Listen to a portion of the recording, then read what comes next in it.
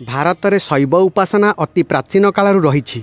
जदिओ वैष्णव उपासना वर्तमान काल में अधिक प्रसारित एवं शिव उपासना उपरे लोके कम आलोचना करती, किंतु शैव संप्रदायी मानकर भक्ति सहित विज्ञान रे मध्य योगदान रही। सेथिपई प्राचीन काल में महाकालंक भूमि उज्जयिनी ही 0 डिग्री दिगरेखा जाइथिला। जेमिति वर्तमान भारतर समय दिल्ली निर्धारित हेउछि, सेहीपरि प्राचीन भारतर समय उज्जयिनी स्थिर हेउथिला। शैव भक्ति आंदोलन 6ठ शताब्दी रे न्यायनार सन्थ माने करिथिले। एही भक्ति आंदोलन रे केवल ब्राह्मण नुहंती, बरं समाजर प्रत्येक वर्गर एवं प्रत्येक वर्णर लोके सामिल थिले। कारण शिव समस्तंकर एवं एहा ही आंदोलनर केन्द्र थिला। किंतु दुखर कथा, जेउ ग्रंथ शैव दर्शनर श्रेष्ठ प्रमाण कुहा जाउथिला, जेपरि आगम शास्त्र, स्पंद शास्त्र एवं प्रत्यभिज्ञ हृदयम शास्त्र लोकमानंकु जणा नाही। सेथिपई आजिर जुगरे लोकमाने शैव दर्शन को वैज्ञानिक दृष्टिकोण रे बुझी पारु नाहंती। आजिर भिडियो रे शैव दर्शन उपरे आलोचना करिबा एवं शिवोहम को बुझिबा को चेष्टा करिबा। जय पतित पावन जगन्नाथ, जय सनातन। आपण देखुछंती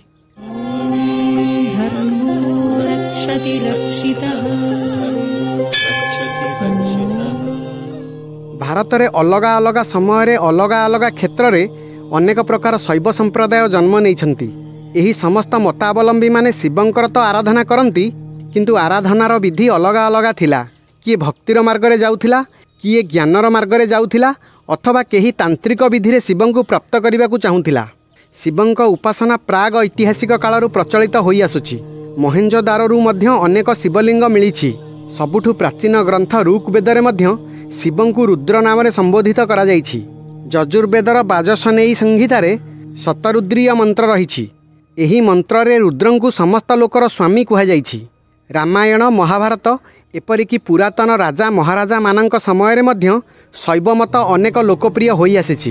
एहा परे कापालिक संप्रदाय जन्म नेइछि, जेउ माने श्मशान रे भस्म लेपन करंती, पशु बलि एपरिकी मनीष बलि मध्य दियंती।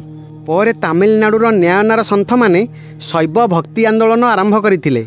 सेथिपई उदारवादी लिंगायत शैव संप्रदाय जन्म नेइथिला। धीरे धीरे एही उदारवादी संप्रदाय पूरा भारत में विस्तृत होइथिला।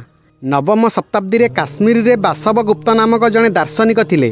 से काश्मीरी शैव संप्रदाय को जन्म देइथिले।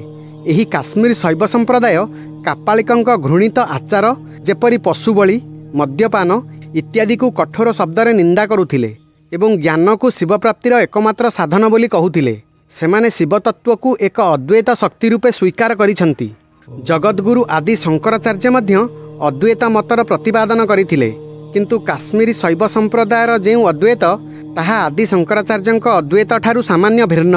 आदि शंकराचार्य कहती ब्रह्म सत्य एवं जगत मिथ्या, किंतु काश्मीरी शैववाद रे शिवं को तो सर्वव्यापी कुहा जाइछि, किंतु जगत को मध्य तांकरी स्वरूप बोली कुहा जाइछि। मिथ्या कुहा जाई नाही। एथिरे शक्ति संपर्क रे कुहा जाइछि। ताहा हैला चित, आनंद, ज्ञान, क्रिया एवं इच्छा। यही शक्ति माध्यम रे शिव सृष्टिर रचना करती। जो प्राणी संसार रे अछंती एवं सारा संसार सबुकिछि शिवंक स्वरूप। आमे समस्ते शिव, किंतु अज्ञानता कारणरू आमे आम वास्तव स्वरूप को बुझी पारु नाही। जेतेबेले एही अज्ञान नष्ट हुए, सेतेबेले आमे शिवंक ठारे स्थापित होई जाए। जेपरि उपनिषद रे कुहा जाइछि अहम ब्रह्मस्मि, सेहीपरि जेतेबेले अज्ञानर परदा उठी जाए एवं जने शिवभक्त निज देहरे शिवं को स्थापित देखिपारे, सेतेबेले से कहे शिवोहम शिवोहम। शैव दर्शन रे जहा शिवोहम, ताहा उपनिषदर वाक्य अहम ब्रह्मस्मि अटे।